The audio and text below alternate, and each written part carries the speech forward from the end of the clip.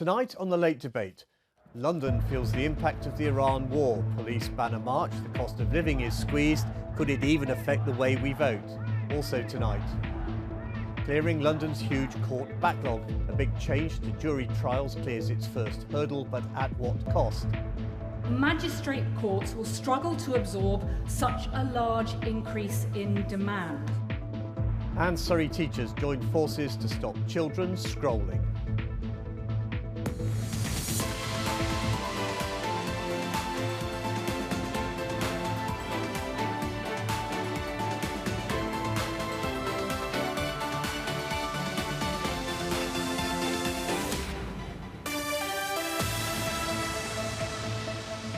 Hello and welcome to the Late Debate. America's war in Iran is being felt close to home here in London. Petrol prices are going up and it may even affect the way we vote in May's London council elections. A march was banned too. The Home Secretary backed police worried about disorder at the annual Al-Quds Day demo. Organisers said it would be peaceful, but the Met disagrees. The Iranian state is directing plots on the streets of the UK. We've got people in custody at the moment. This is a march organised by a group connected to the Iranian state. That's the history of the Al-Quds March. It's got more difficult to police in recent years. In my 10 years as mayor, the Met have never written to the Home Sec to ask for a protest or a march to be banned. The reason they've done so on this occasion is the concerns the police have because of the circumstances of what's happened in Iran. Joining me now to discuss that are my guests this week. Rupert Huck is the Labour MP for Ealing Central and Acton. Neil Garrett is a Conservative member of the London Assembly, and Helen Maguire is the Liberal Democrat MP for Epsom and Ewell. Welcome all of you. Rupert, why was the Home Secretary right to ban this march? Well, it was actually Sir Mark Rowley, who you saw there, who requested it, and it's very rare. There's a very high threshold for such a march to be banned. I think it's the first time since 2012. So as far as I understand, there was credible intelligence that there'd be a serious threat to public disorder. It's not pro-Palestine marches being banned. We've had 32 of those this year alone in central London, but I think it's the sensitivities of this moment. And you're comfortable with that? I think it was the right thing to do in these circumstances. You've got to keep two groups of protesters and counter-protesters against who are clashing apart from each other. On this occasion, I think it was the right thing to do. Difficult position for the police, isn't it, Neil?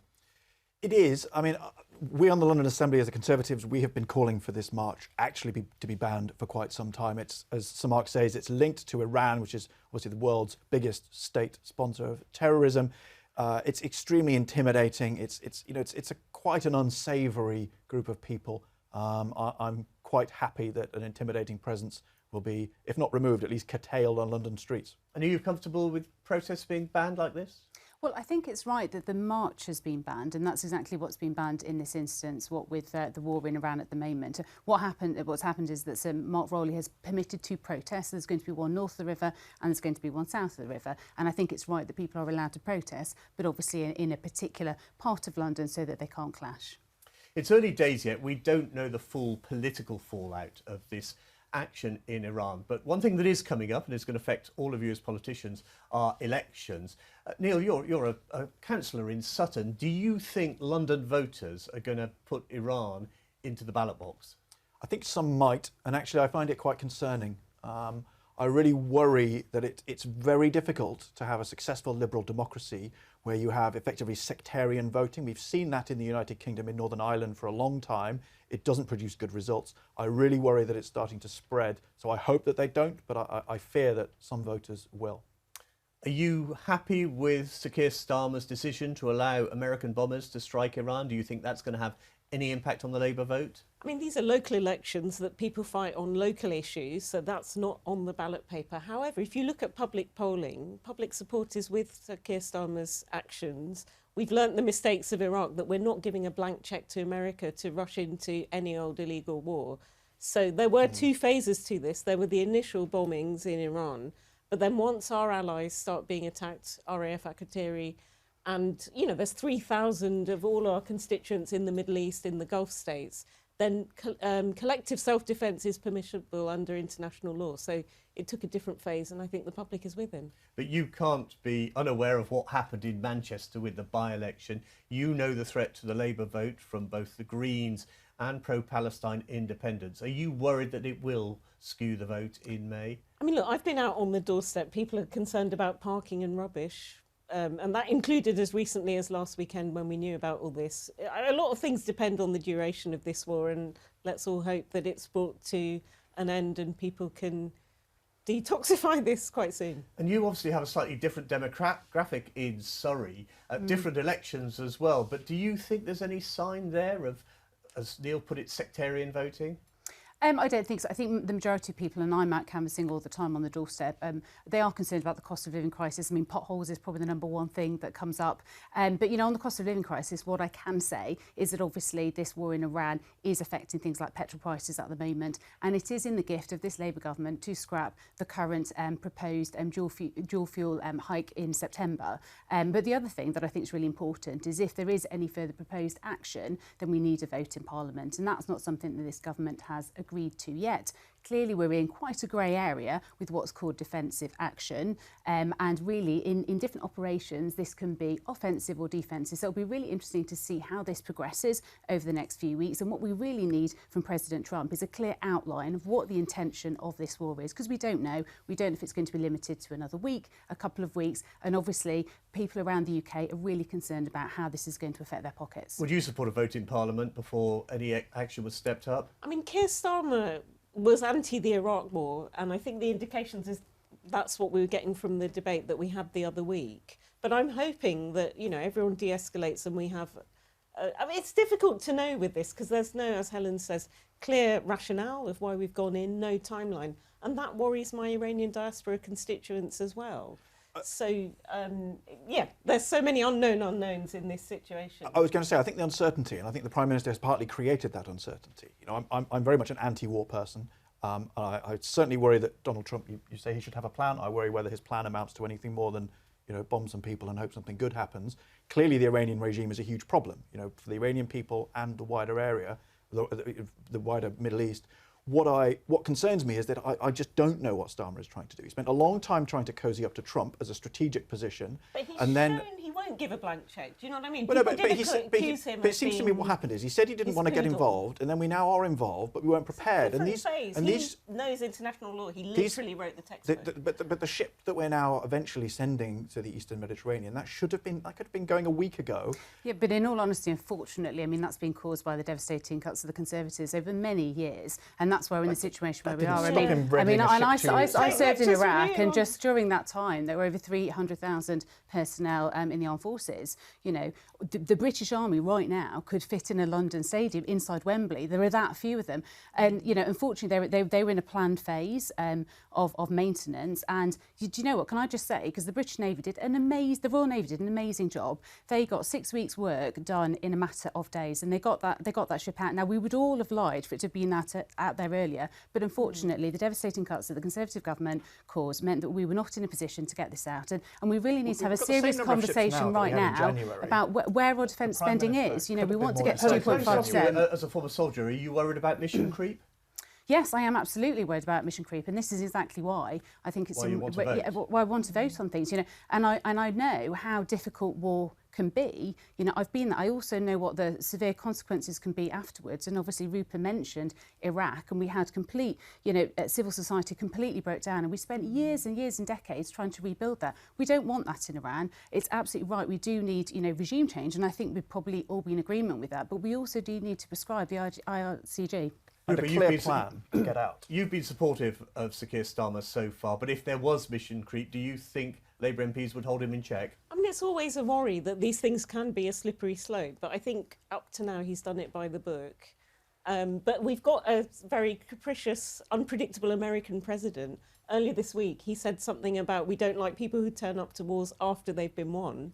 Yeah. One day he says that this is nearly over, then Pete Hegseth, who's the Secretary for War, not for Defence, you know, what they're doing, it's difficult to everyone prejudge. recognises the irony of an American president talking about people turning up late for wars. And he wanted a peace prize. How's that helping? Let's move on, because London's courts are under serious pressure with a huge backlog of cases. The government hopes scrapping some jury trials will speed things up, but the idea is controversial. This week, the bill cleared its first big hurdle, but some say juries aren't the problem. We know that prison vans contracts are not being properly managed, so they're often late to court. Court buildings themselves are quite literally falling down in real time. The investment has just been woeful over the last decade or so. Can I ask all of you where you stand on this? Neil, first of all.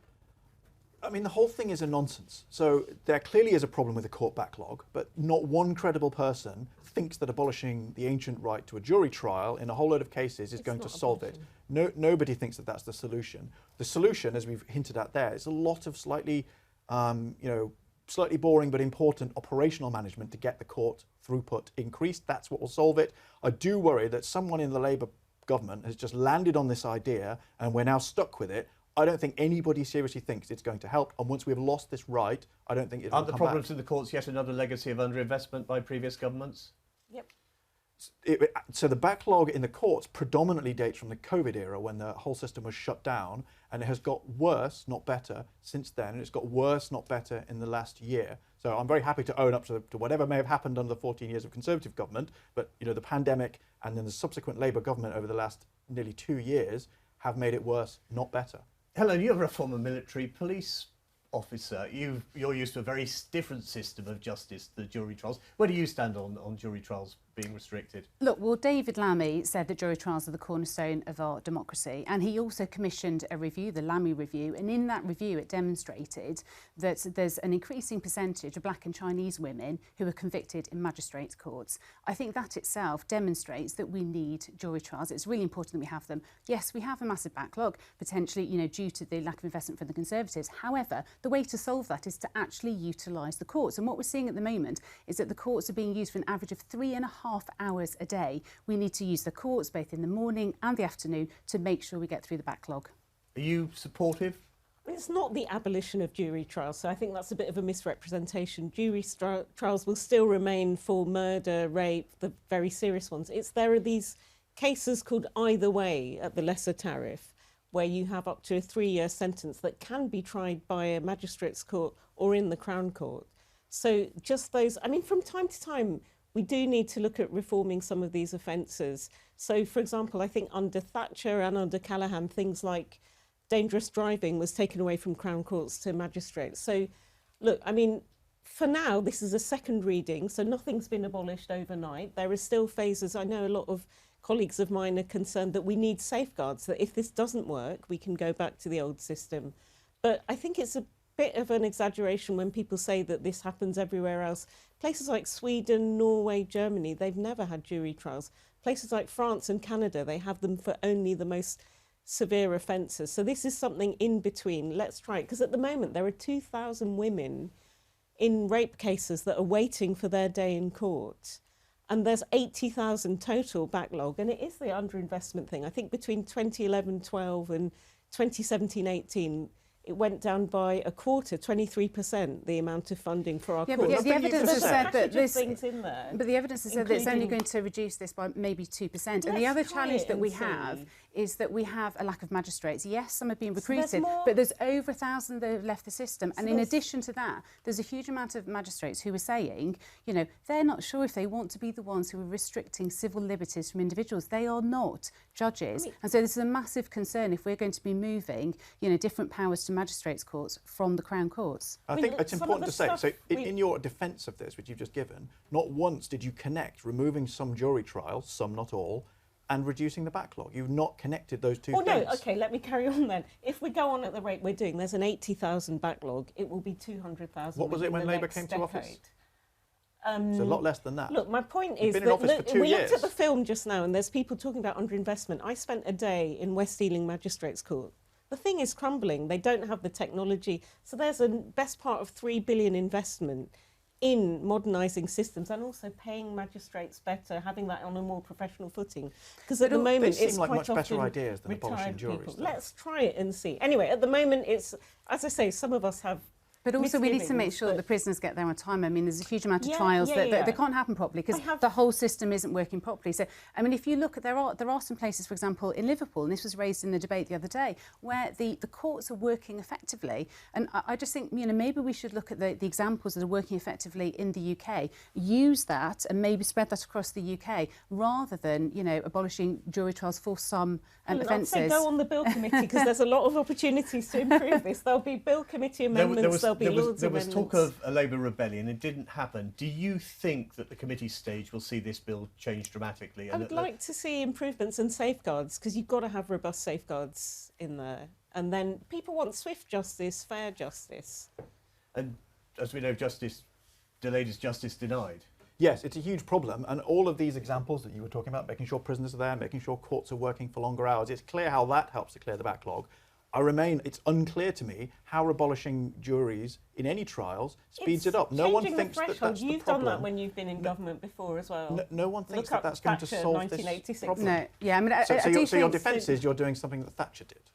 Well, I think if we do nothing, then we're going to be completely overwhelmed. I'm also MP for Wormwood Scrubs, and I've spent a day there and seen how so many people are on remand. They're literally waiting for something that may and we or may not recognise this happen. as a huge problem, but also many blockages out. Many of the VORG organisations say that they don't think this is going to resolve the backlog. And I think, well, yeah, but there's 50 KCs who've written to David Lammy, you know, and you know, there's a huge amount of people. I mean, there is clearly plenty to discuss on this, but let's move on. I hope it becomes the next Labour U-turn. That's what I hope. Let's move on, because head teachers in Surrey have joined forces to protect pupils from pornography and cyberbullying. They're urging parents to delay giving children smartphones until at least 14. MPs are worried about the impact of social media too, but this week rejected an outright ban. There are important differences of opinion between stakeholders on the best ways to regulate young people's access to smartphones and social media. So I believe it is right for the government to consult. Social media and excessive screen time is just as harmful as cigarettes, alco pops and messing around with fireworks in the street. So why wouldn't the state step in on this too? Every hour this House spends debating if we should do something, another algorithm is being developed to exploit a vulnerable child. Helen, you'll have seen that letter from head teachers in Surrey urging parents not to buy smartphones until at least 14. What do you think? Look, it's really concerning at the moment. We have a public health crisis with children and young people, and I'm sure both Rupa, my inbox is filled with really concerned parents. I've got 3 kids myself. You know, we've been through this, and it's really concerning that accidentally a child can scroll through and find, you know, really violent images or, you know, suicidal images, anything like that. So one of the things that we've been, you know, proposing is to have a film-style age rating for social media platforms, which I think is a really good way forward. And obviously, you know, we voted for the amendment in this bill, and it's disappointing that this hasn't gone forward. But I do know that the government has got a consultation, and we welcome that. But the thing is, you know, we really know it's a crisis at the moment with young people. And there's just this morning there was talk of there's too many fit notes that GPs are producing, and a huge proportion of that is due to mental health in young people as well. So we've got to make sure that we resolve this issue and you know, bring forward some sort of ban or some sort of way of actually helping children with social media. Neil, you're prolific on TikTok, I believe. Am I? You're certainly out there. This really is the issue of our time, isn't it? I think it is. I think so. I worked in IT before. My background in data networks before they had all the quite took over the world the way they have. I think there are 2 issues here. One is quite simple and one is very complicated. The simple one is just mobile phones in schools. My own children's schools have a complete ban. I think that's the sensible way. You can have a phone and then you can turn it on when you leave so that you can find your way home. There's no reason to have them open in schools. The complicated one is about this digital public realm that we've created. So if you think about, you know, in the physical world, there are places where you wouldn't want children to be, and it's immediately obvious. You know, if there's a 10-year-old child walking through a high street late at night or walking into a casino, they can be spotted and stopped. On social media, in this sort of virtual world, it's impossible to really know who anybody is. Children can wander in, and we haven't yet come up with a system to make sure that those places, some of them frankly adults perhaps shouldn't be in, but some of them definitely children shouldn't be, and we haven't yet developed a good way to kind of prevent children accessing both content and forums that really they should not be in.